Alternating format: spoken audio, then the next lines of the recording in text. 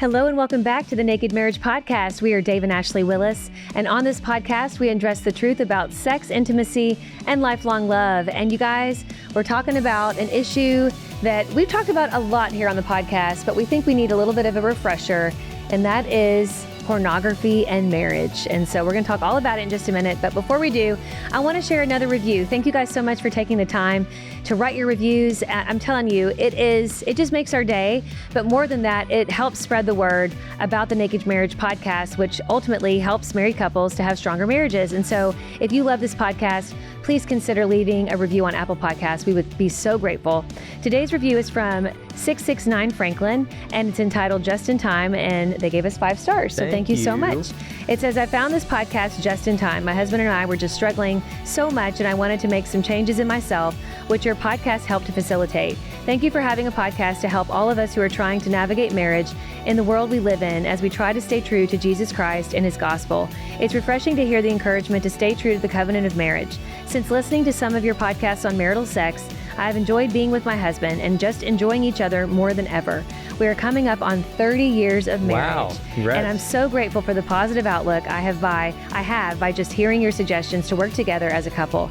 I can truly say you've helped strengthen my marriage and devotion to marriage and the power it brings to families.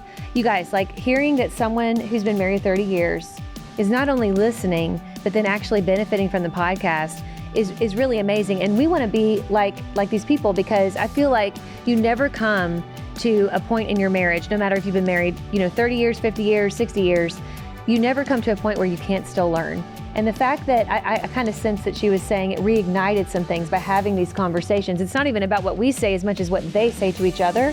Like, that's gold. It's awesome. Yeah, it is gold. You know, I think about, we did an event at a Friends church in the Atlanta area. Yeah.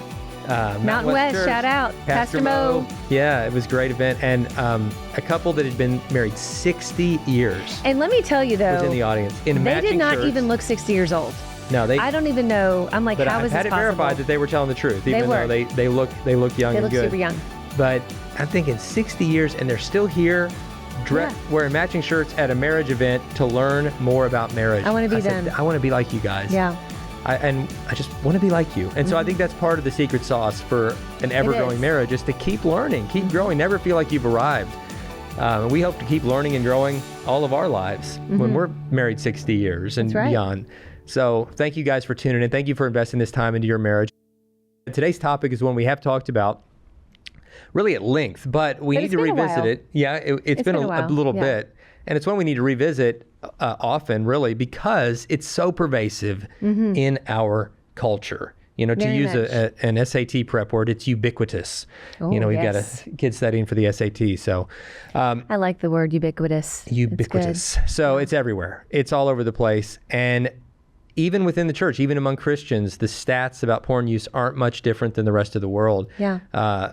A majority of men and an ever-growing percentage of women are wrapped up in porn on a consistent basis, not just part of your past testimony like it is for me, but it is part of your current struggle. And our culture has fed us so many lies about porn, that it's harmless, that it's just entertainment, that it'll spice things up in the bedroom. Where God's word says to look with lust on someone is to commit adultery in your heart, to lust and to objectify people is really to mentally dehumanize them and dehumanize yourself in the process, because you're just reducing somebody to an object.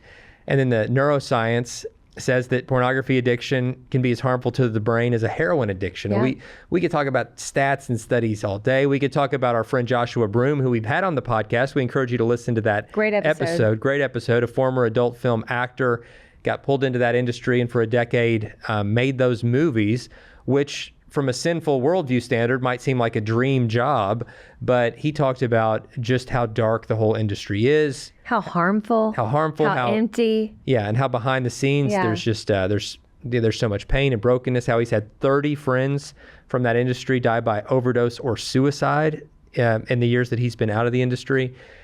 And so he just kind of shines a light on how harmful it is for both the consumers and those who are producing it. And now, thankfully, he's been set free, saved by Jesus. He's got a wife and children and a ministry. He preaches, he speaks. He's a great guy. He has a whole new life. Yeah. And I want to say, I know we're talking a little bit about Josh here. Shout out to Josh. But you just see it on him. Like you think, like there's so many people that think to themselves, like, I will never overcome my porn addiction. And I think you were there at one point. Like, this is something I've been doing so long. I don't know if I can ever overcome it. And I think when you meet someone like Josh, who not only had his own things he was dealing with but doing, these pornographic films, and then dealing with a lot of the internal damage that this does to people, if he can, he can come through this as well and just shine a light for Jesus. It's like, my goodness, any of us can. It brings everybody hope. And so definitely go listen to that episode and follow him. I think the one thing I really loved about that in particular, which we can't go into detail today, but I love how I think a lot of times people who think that porn is harmless, they just don't think about the people making this and what it's doing to those people as well. And I think we need to know, and he gives us a look behind the curtain to see the damage that it's doing and how it's perpetuating sex trafficking. And, we don't want to be a part of that. And I think that people who are kind of, really deep into a porn addiction don't think about that. And I think it's important that you pause and you think about all the different damaging things this is bringing into your life. But I do think that, people get into watching porn, like at first it's a habit, pretty innocently. Like I've known people that end up watching porn who grew up in a Christian home. Like an instructional video or something. Like, I'm just going to see. A dear friend of mine, and this is, a female friend of mine, she married her high school sweetheart and, grew up in a Christian home. Both of them did. And she said that literally they watched a porn movie together just to learn how to have sex, okay? Like as a how-to guide, because her family and his family, neither one wanted to talk to them about it. And she said it really, like for a while there, they ended up watching it every time they had sex. And she said, and at the time, we just really didn't know the damage we were doing. And it later on, it did cause some damage, and then they had to break free from that. But I do think that there are some people that fall into it that way. I think also in this day and age, we have a lot of young, listeners, those of you who are like in your 20s and 30s, maybe newlyweds, and maybe, when you were growing up, you grew up in the age of the smartphone, and some kid on the bus showed you an image and it stuck with you. Yeah, sure. Or maybe, we had this happen to our son. He was working at the movie theater. He's getting to know the people he's working with, and this one kid asked him for his cell phone number, and he sent Connor a link. And no, this is Connor. Oh, okay. He sent Connor a link, and the link, what it was named wasn't obviously porn, like it didn't have a pornographic name. So he clicks on the link thinking it's like a silly video, or it didn't show a picture is what I'm trying to say. And thankfully we have filtering software on our phone, so it was blocked immediately. And then Connor realized, because then we get sent a notification, he realized that it must have been a porn thing, and he got so angry because we use the Custodio app, which I highly recommend. And what it does is it blocks them, and it says why. So it'll say like porn, or it'll say weapons, or mature material or whatever, and it said porn. And of course I immediately called Connor and I'm like, okay, what was that? Like what's going on? And he goes, Mom, I promise you, this kid, and I saw it, he showed me the whole text exchange, because we take this seriously just to protect our children, of course, yeah. And he's like, I don't know what he was thinking. And I said, what did he say when you told him, like, man, my parents, because they want to keep me safe from this stuff, have filters? He said the guy just laughed and shook his head. And sadly, that is the world that our teens are growing up in, and even younger than teens. I think that innocent kids, like just playing games online or watching YouTube, can end up, there's an ad, there's something that pulls them into another website, and it can just be exposed so early. And my point in saying all this is I think that it can happen pretty innocently, when we're younger, but I think there comes a point when we as adults, and as Christian adults, we have to realize that it's wrong, and we have to take the steps necessary to get it out of our life. And you, as a young Christian man, as a young married Christian man, you found yourself in that position. And I know a lot of you who have been longtime listeners to the Naked Marriage podcast know Dave's testimony, but for those who are new, sweetie, could you tell them a little short snippet? Yeah. And we go into great detail. Before I kind of jump in, give you the Cliff's Notes version. We've got a book called The Counterfeit Climax, which is the most in-depth resource very around issues related to sex, porn, sexual baggage, and really how to break free from the counterfeits and embrace God's beautiful plan for sex. And I think that book is so important. If you or your spouse have at any point had an issue with pornography, I think it could be extra meaningful for you. It's not just a book about porn. It's really to help all couples thrive in their sex life. But porn specifically, we go into such great detail in it.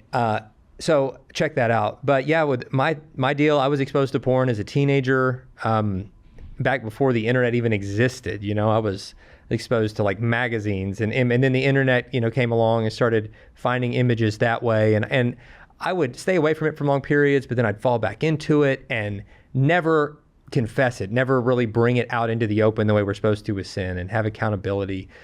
I just dealt with it in secret. And so by the time Ashley and I got together, I had, for the most part, broken free from it and convinced myself, well, maybe that's just not an issue anymore. And I certainly don't want to tell her that it was ever an issue because I don't want to put that in her mind. And I made the cowardly mistake of not confessing that it had been a struggle to my soon-to-be wife. And we got married. About a year into our marriage, the temptation came back and just sort of took me off guard. And I fell back into that same dark pit of sin. And now as a married man, knowing Jesus said to look with lust as to commit adultery in your heart, and I'm realizing this is an act of infidelity. What in the world have I done? And I felt ashamed. I felt broken. I felt paralyzed with fear because I didn't want Ashley to know. I didn't want to hurt her. But I also felt gripped by this sin. And without any accountability, sin just grows like a cancerous tumor. I mean, it just grows. And it was growing until Ashley found on the computer where I'd been, and it brought it all out into the open. And it was a long, messy process of really breaking free because those images were so embedded into my mind that it had really warped my thinking. And even though I hated myself for doing it, and I hated that I'd wounded my wife, I relapsed once or twice, and it was messy all over again. It hit reset on the trust rebuilding process, and I hate that we had to walk through that. I hate that I was in that sin. I hate even more that I was causing pain to my wife.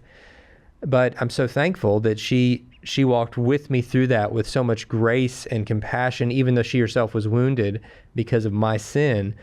And we got to the other side of that, and I'm so thankful that we did. And I think God has now used that aspect of our testimony to be a cornerstone piece of what we talk about in marriage, because the porn issue is bigger now than ever. Oh, yeah. And if you're listening to this or watching this episode, there's a good chance that either you or your spouse, or maybe both of you, are caught up in it. And so specifically, just to kind of come back to the title of the episode, to help my spouse is watching porn.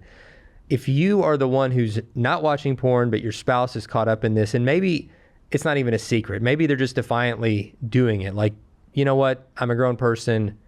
I enjoy this. I'm going to keep doing it. Or maybe they'll blame you and say, my needs aren't getting met in the bedroom. You're not as available or as adventurous as you used to be. And this, I need this. And if you're not going to do it, then I'm just going to take care of stuff myself. And that mindset is so, of course, selfish and broken. But what do we do to help that person? I mean, if you're that person listening, you're like, yeah, I get it. Porn's bad and my spouse is into it and I'm not. What do I do? Sweetie, man, you were the one who was not into it. And right. And I was the one in sin. And so you're most qualified, I think, to speak directly into that.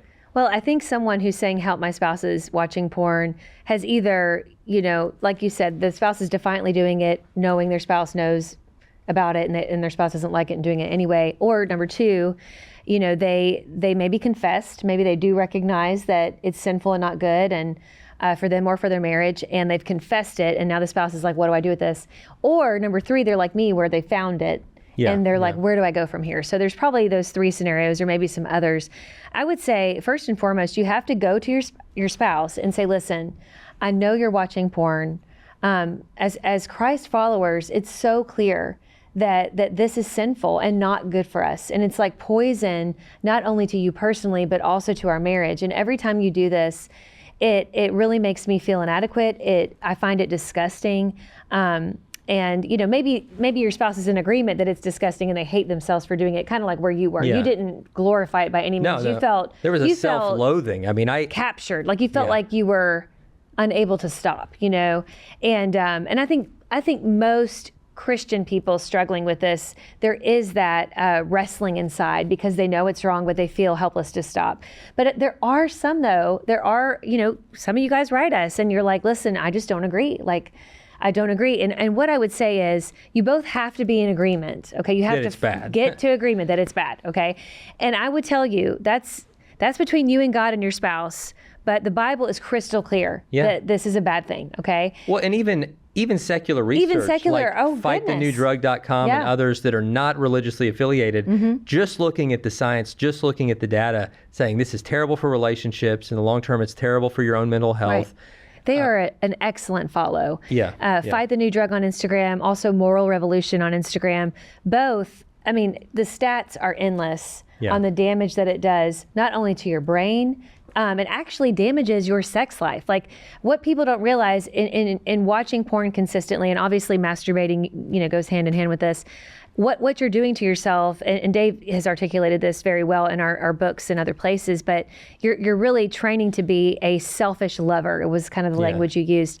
And that really is what it is. And also what you'll find, again, secular research behind this is you end up, a lot of times once you do have intercourse with your spouse, having, performance issues, the inability to reach climax, maybe because you've already self-pleasured watching porn, or because your spouse, isn't this practically fake person that you've been watching and is a real person.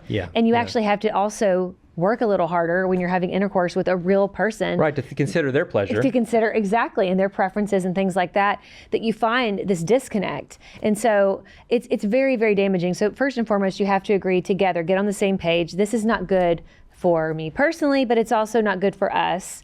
And then what you have to do is to put things in place to first and foremost, rebuild that trust. Like, there's got to be forgiveness. Hopefully the spouse is seeking forgiveness, and then you can offer that forgiveness and say, yes, I forgive you.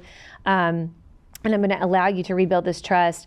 But rebuilding that trust is going to consist of establishing boundaries. Like, you've got to put boundaries in place. And I would say most of the time, porn issues happen through technology. And so it might be that the spouse who has a porn issue gets off, of the laptop. Like, they're not going to use their laptop for a while, or they're not going to be, if it was through social media. I know porn isn't just watching movies or looking at pictures. The porn of today is going to OnlyFans and like having someone do their own like live, what's the word I'm looking for here? Like fetish performances. I mean, that's a new thing. Or even through Facebook. Like, we hear from more people lately where there's these Facebook groups that form, or even a private Facebook message where they're essentially sending pornographic pictures that based on individual preferences. And so it goes pretty deep. But I would say wherever you are, your spouse is getting their porn, that they need to put it, like, I would say, like, get off those sites, get off the device, and basically you're saying, like, I can't be on these for a while so that I can be sober. Like, you're basically, it's like sobriety. I mean, you're saying I can't even go there right now. Like, when someone is trying to overcome an alcohol addiction, they're not going to consistently go to bars, right? Yeah, you're not going to go to places to hang out when you're trying to be sober. Or even like, I mean, or you're not going to go to the lounge, the Delta Lounge when you're going to flights. Like, places where you can easily access alcohol. You're not going to go down the wine aisle or the bigger aisle at the store. You're going to stay away from that. That's just common sense. And I say in the same way with porn, you need to get away from those places where you would watch porn. And I would say, like, if your computer was in a private place where it was, you were able to keep it in secret, you bring that computer out in the open if you have to use it for work purposes. Drag stuff out into the light. Exactly. You can't keep stuff in the darkness. You got to bring it into the light. Exactly. And insist on your spouse doing it. To come back to that spouse that wants to have a porn-free marriage, your spouse is doing it. Insist on it. Say, listen, our marriage won't survive. You got to sometimes be this blunt. If you choose these false images over your real spouse, we won't survive. So you've got to make a decision. And if you're willing to break free from it, I'm willing to help. I'm willing to walk alongside you and help you get whatever help you need to get freedom from this. Right. But if you're just going to defiantly keep doing it, then you're choosing to end our relationship, because you're choosing to live in perpetual infidelity, and that's not a marriage. Exactly. And so you've got to be that blunt. If you need help to kind of really work through this, talk to a Christian counselor together, or talk to someone on our team. We have We have great marriage mediators here. You can go to xomarriage.com/help, and they would meet with you by phone, by Skype, or you can come to our office here in Southlake, Texas, and they would be happy to meet with you in person here. But there are resources available, and we want to make sure that you don't have to figure this out on your own, but do something. Don't just stay stuck. You don't have to. Get the help that you need. That's exactly right. And I'm telling you, there are a lot of resources out there. If you follow some of the sites that we've already mentioned, like the Instagram pages, they have some additional resources there as well. But I think the main thing is don't keep on doing what you're doing. It has to be addressed. Things don't change by avoiding them.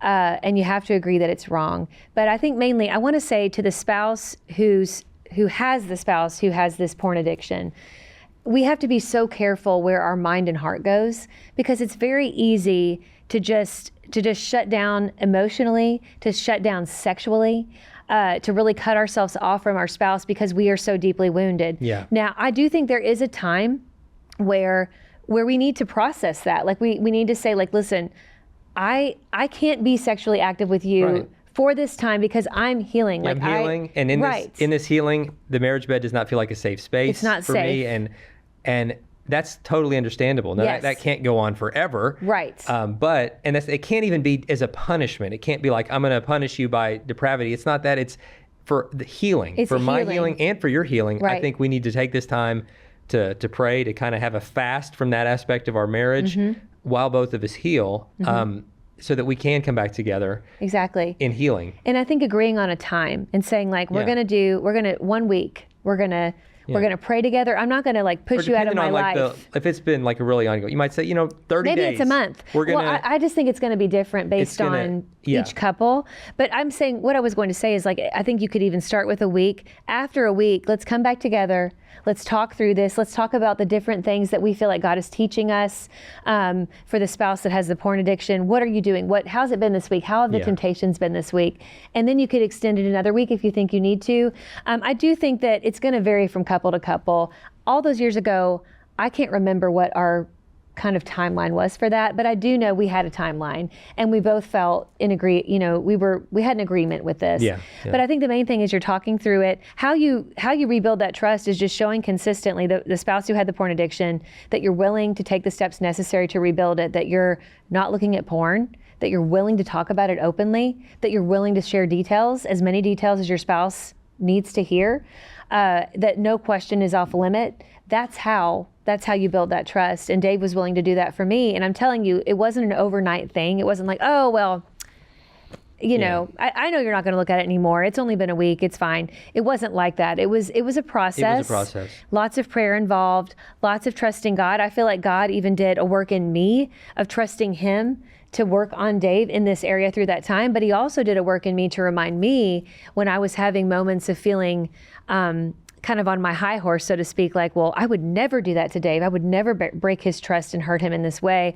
I felt like God really reckoned with me, like, Ashley, maybe porn's not your issue, but you have things you have to work on too. You have things in this marriage where you could do better. And so it was a time of growth, and growth is usually uncomfortable and sometimes painful.